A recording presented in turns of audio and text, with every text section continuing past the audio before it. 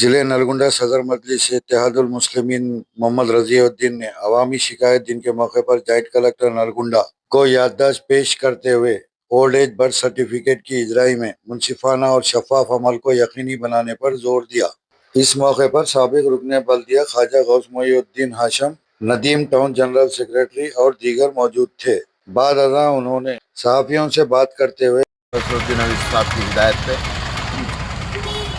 आज नलगुंडा ज़िला मजलिस इत्तेहादुल मुस्लिमीन नलगुंडा ज़िला कलेक्टर में प्रजावाणी में एक रिप्रेजेंटेशन दाखिल किया, जो कि एक अहम मौजू है और ख़ास तौर पे अवामुन्नास को आसानियाँ पहुँचाने के लिए ये हम लोग रिप्रेजेंटेशन यहाँ पे शामिल किए हैं। इसमें ये एक इशू है कि स्पेशल इंटेंसिव SIR का जो प्रोसीजर है इलेक्शन कमीशन ऑफ इंडिया का, उसके इंस्ट्रक्शंस और नोटिफिकेशंस के मुताबिक जैसा कि बिहार में भी कंडक्ट करे थे, बर्थ सर्टिफिकेट्स का होना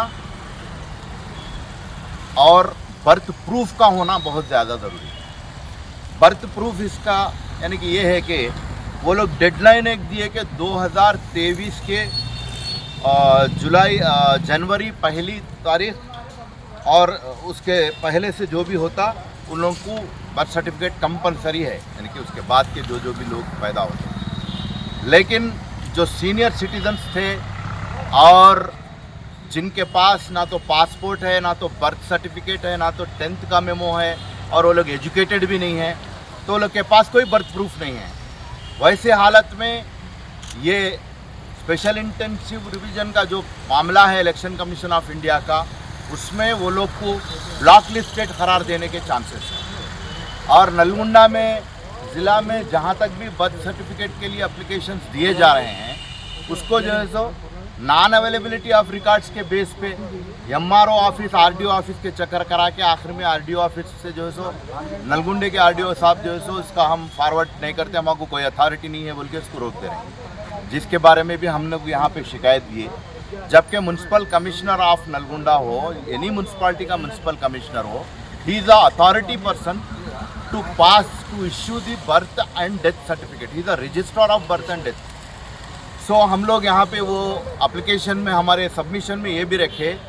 कि नलगुंडा म्यूनसिपल कमिश्नर को और डिस्ट्रिक्ट के जितने भी म्यूनसिपल कमिश्नर्स हैं उनको ये स्ट्रिक्ट इंस्ट्रक्शंस दिया जाए कि बर्थ सर्टिफिकेट्स को इश्यू करने के लिए नॉन अवेलेबिलिटी रिकॉर्ड्स जो भी लोग यानी कि बहुत पहले पैदा हो के आज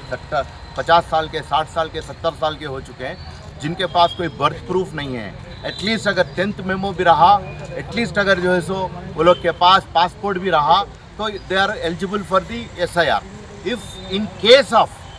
ऐसे कोई भी सर्टिफिकेट नहीं है, तो ऐसे हालात में वो लोग को बर्थ सर्टिफिकेट निकालना ज़रूरी है। और बर्थ सर्टिफिकेट के अलावा इसमें identity card, pension payment order, matriculation certificate और स्टेट गवर्नमेंट का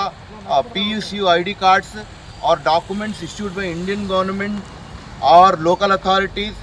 बैंक, पोस्ट ऑफिस, LIC,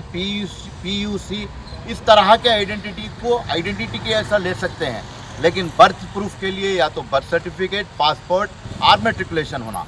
वो नहीं रहने की सूरत में नॉन अवेलेबिलिटी रिकॉर्ड के बेस पे registrar of birth and death